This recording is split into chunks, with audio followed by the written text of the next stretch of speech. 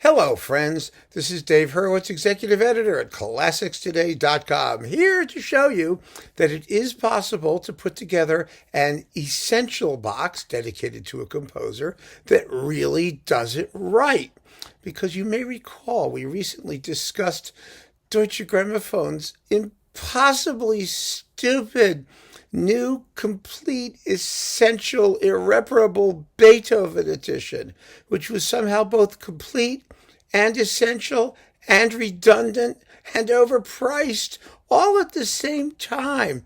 It was like a unicorn. It was just a concatenation of impossibilities, all residing in one handy dandy cardboard container.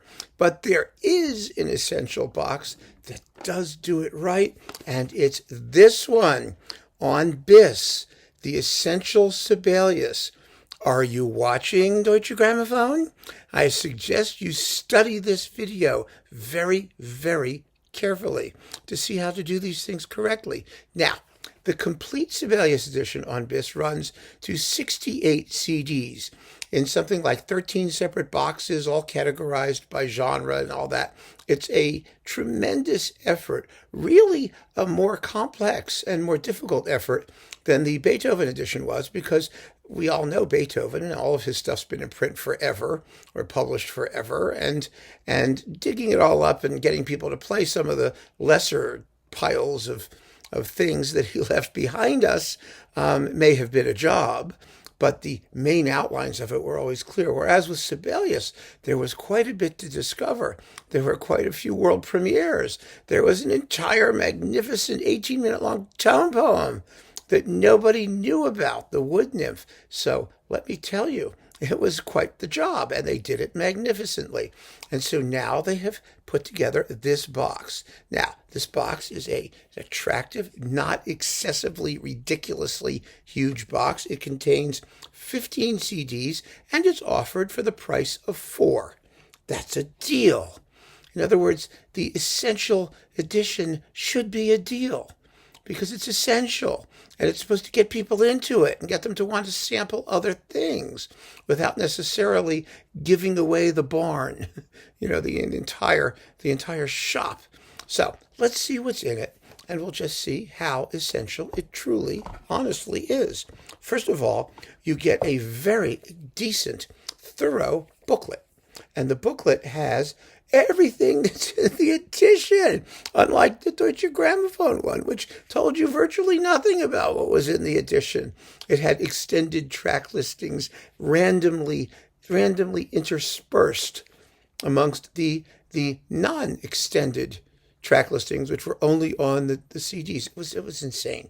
So that is so convenient that I don't have to go into the actual discs themselves. Here they are. They're in nice little plastic slip cases that open. They're not covered with glue or anything.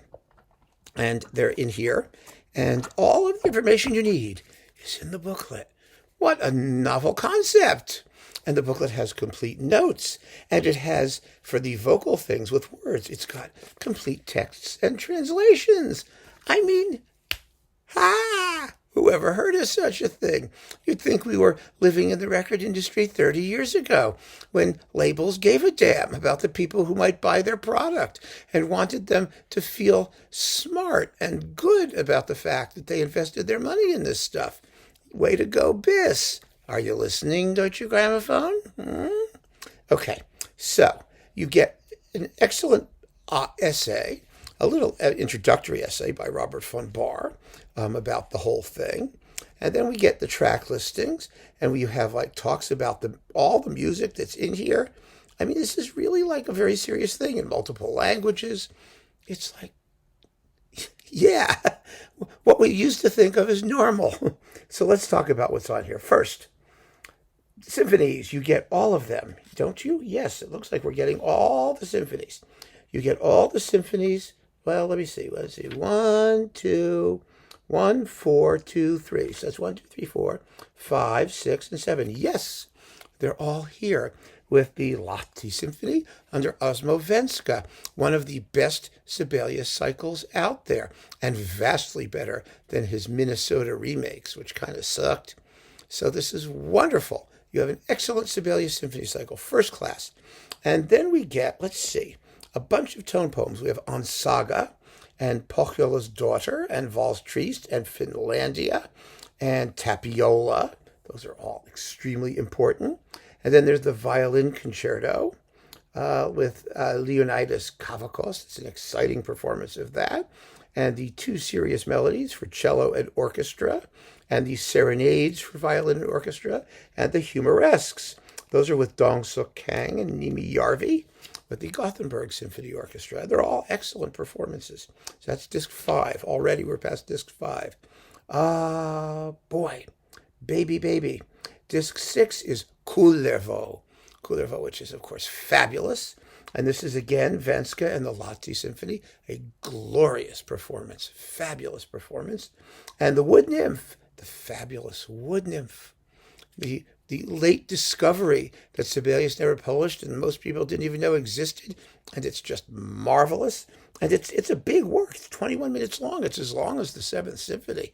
It's a major piece to have lain dormant until, 20 or so years ago or something like that. Anyway, after that, we have the one dud in the whole bunch, and that is the Lemminkainen Suite.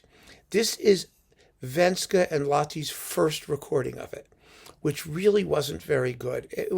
Everybody was off. The engineers were off. The sonics weren't great. The performance is somehow just lacking in conviction. And I say that in a general sense, but that's how it came off. And they knew that, and so they redid it. And so there's a much better one out there, which should have been in here, and it isn't.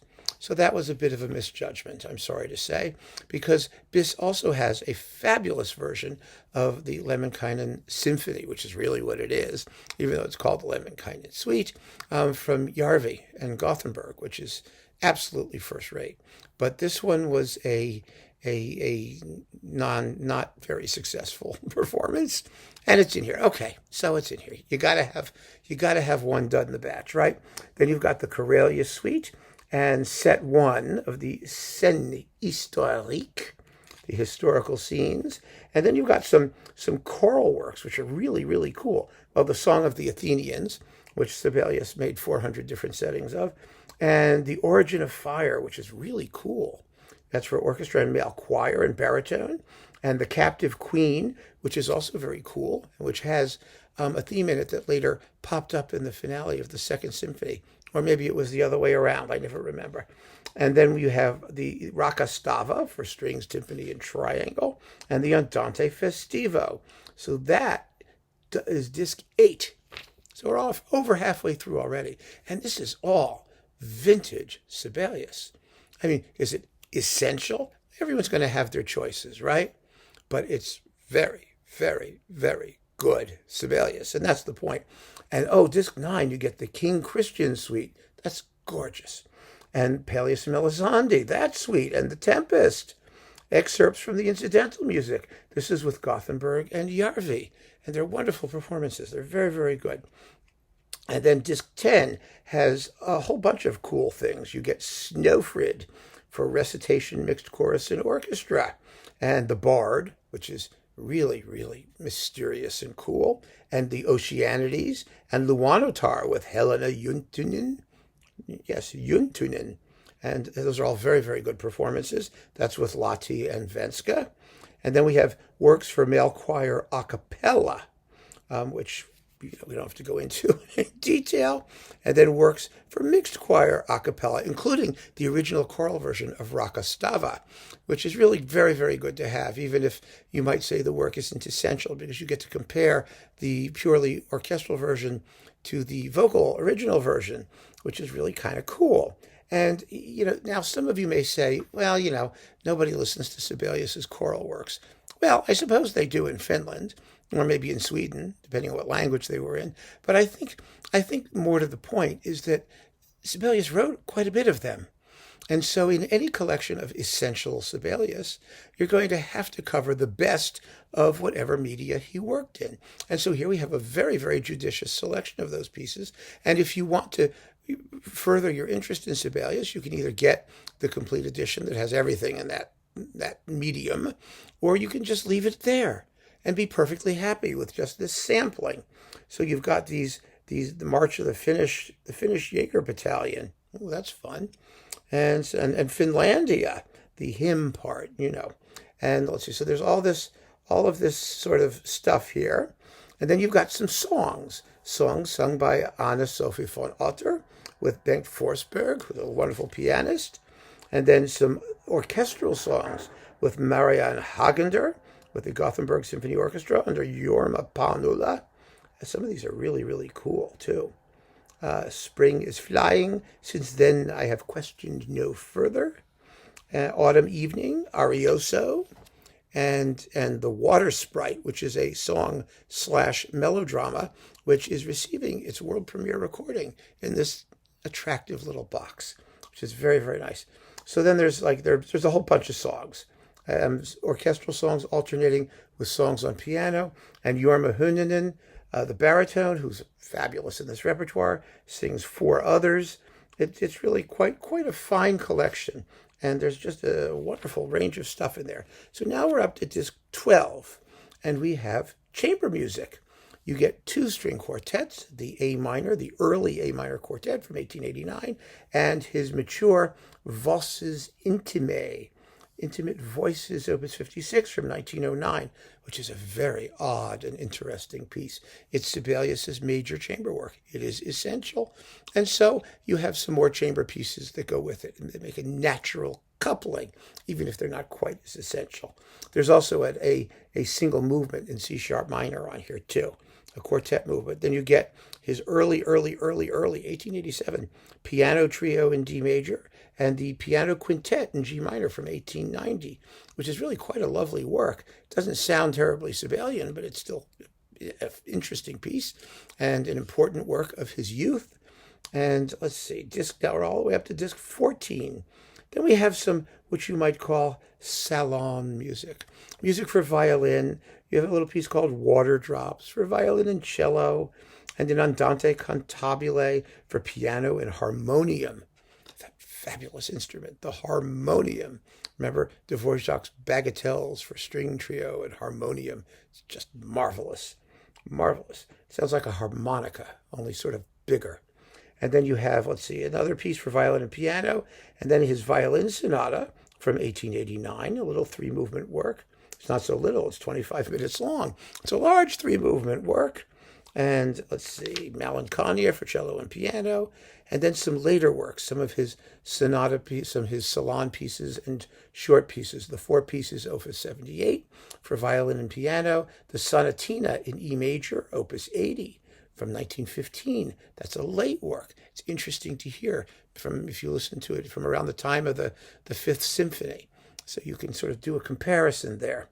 And then the two country dances, two danses champêtres for violin and piano. That's from his Opus 106 of 1925. So you're getting a nice selection from all points in his career in all of the media in which he worked. That's called an essential collection. You see? Then what else have we got here? We get piano music. Now, the piano pieces, Sibelius is famous for not having been a great piano composer, and he wrote a lot of piano music. He really did. So there's one disc of piano music, and I think that was a very smart thing to do, and it has his most important pieces. You get this early work called Florestan from 1889. Remember, Schumann was Florestan and Eusebius or whatever it was. He had a split personality. One of them was contemplative and poetic. The other was that was Florestan. And then we have, the Sonata in F major from 1893, at which point he was kind of maturing himself. See, Sibelius was a violinist, and pianists say his piano writing is not really all that idiomatic for the piano, but sometimes it's extremely evocative. Idiomaticness be damned, right? And then you get the three Kuliki, whatever that was, those things are, which are really cool. It's one of his best piano works. It's a little 10-minute thing in 3 movements. And then the 3 piano sonatinas, which are Opus 67, numbers 1, 2, and 3 from 1912. This is mature vintage Sibelius and some of his best piano writing. And then there's a couple other short pieces and whatnot, 3 or 4 of them. And that is the Essential Sibelius. What a great little set. I mean, aside from that sort of non-happening Lemminkainen suite, which is it's not horrible. It really isn't. It's just not as good as some of the other things in this cycle, and it's not as good as the later one that they made. But okay, let's give Biss a break, because when you have to do a box of Essential Anybody, this is the way to put it together. No question about it. Even if you have a lot of Sibelius, there's probably some stuff in here that you don't have or haven't heard, and Biss is determined to make it affordable so that you can enjoy it without going broke. And it's just a marvelously put together, extremely well documented, classy, intelligent, first class, essential collection. Are you listening, Deutsche Grammophon? I know you were, because we all keep on listening. Thanks for joining me. Take care.